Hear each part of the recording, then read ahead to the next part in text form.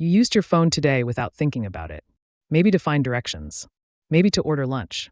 Maybe to check the weather before you stepped outside.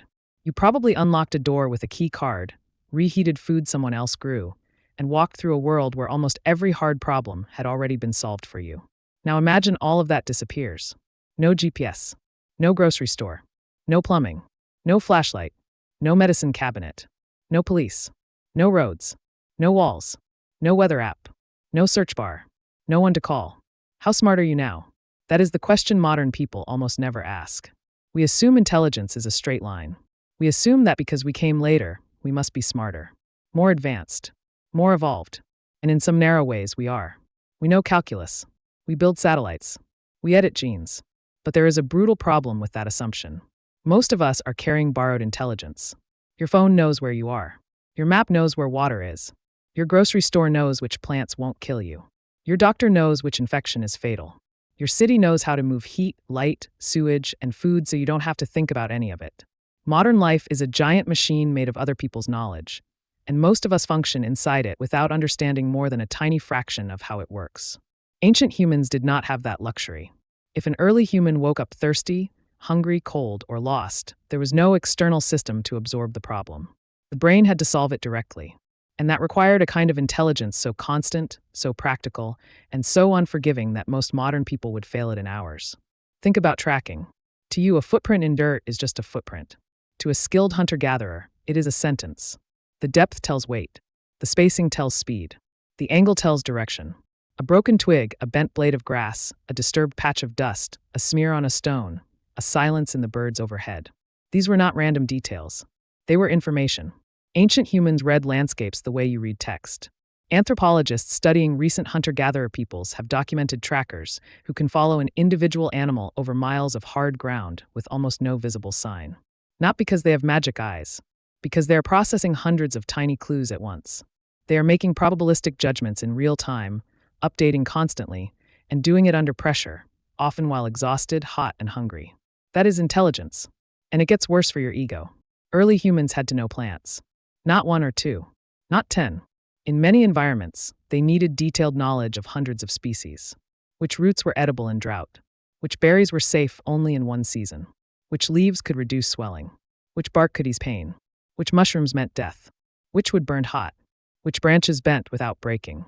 Which grasses signaled underground water. You call that folklore. They called it staying alive. Every child growing up in such a world was not just learning facts. They were building a living database in their head, tied to place, weather, smell, season, animal behavior, and social memory. Forget the wrong detail, and the penalty was not a bad grade. It was poison, starvation, infection, a dead sibling, a failed hunt, a lost winter. That kind of learning shapes a brain differently. And then there is navigation. You get lost when your battery dies. Ancient humans crossed deserts, forests, coastlines, and open plains without maps, without street signs, and without names for most of the places they moved through. They navigated through landmarks, stars, wind, slope, animal paths, memory, smell, and patterns in vegetation. They remembered where water had been months ago. They knew where herds moved after rain. They could hold entire seasonal landscapes in memory. You think intelligence is solving a puzzle on a screen.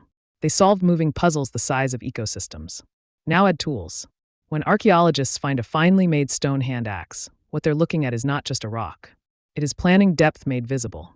To make one, an early human had to see the final shape before it existed, select the right raw material, understand fracture angles, control force, correct mistakes, and produce symmetry from chaos.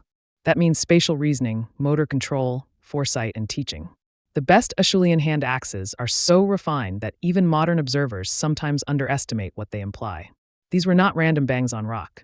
They were engineered objects made by minds that understood sequence. And that was just one tool. A spear required straight wood, heat treatment, balance, sharpening, transport, maintenance, and timing. A fire required fuel knowledge, wind management, ignition skill, and social coordination. A shelter required terrain judgment, weather prediction, material choice, and efficient labor.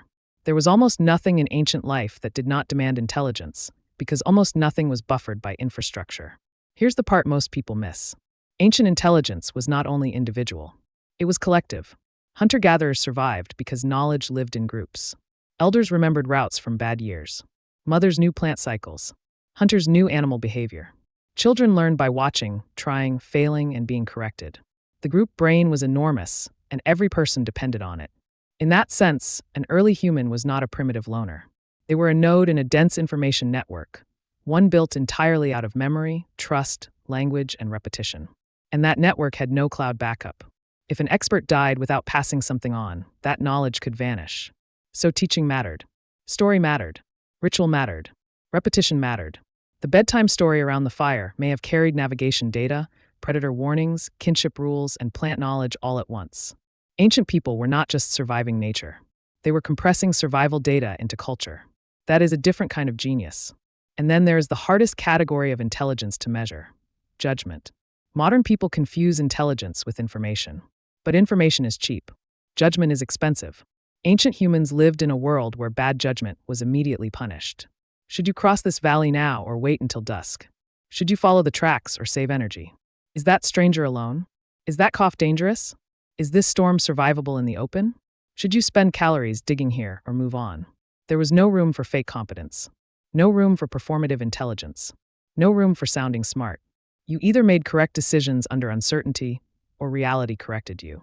That is why the climax of this story is not that ancient humans had bigger memories or stronger legs or sharper senses, though often they did. The climax is that they were running a brain in conditions where every faculty had to work together.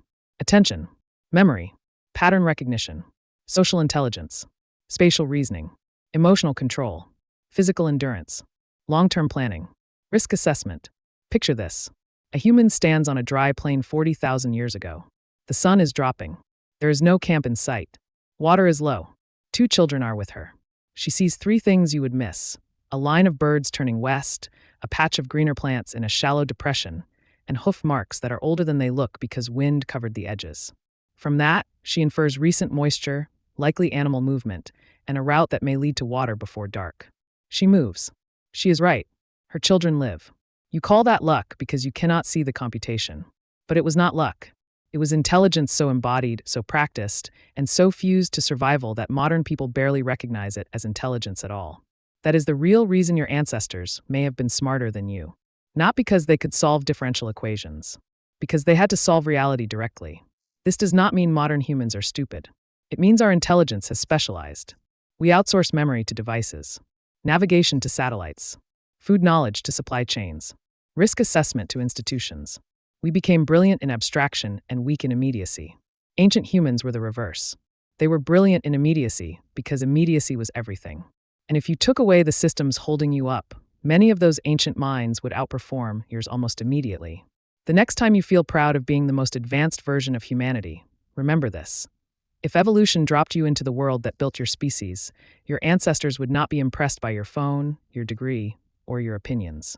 They would watch you fail to find water, fail to read weather, fail to identify plants, fail to track prey, fail to navigate home, and quietly conclude that for all your technology, you are the dependent one. You think you evolved. But in the only test that mattered for most of human history, they were playing on a level most of us can no longer even see. If you found this interesting, subscribe for more videos on the hidden science behind human behavior. And if all modern technology disappeared tomorrow, what skill do you think you'd miss first? Tell me in the comments. I'll see you in the next video.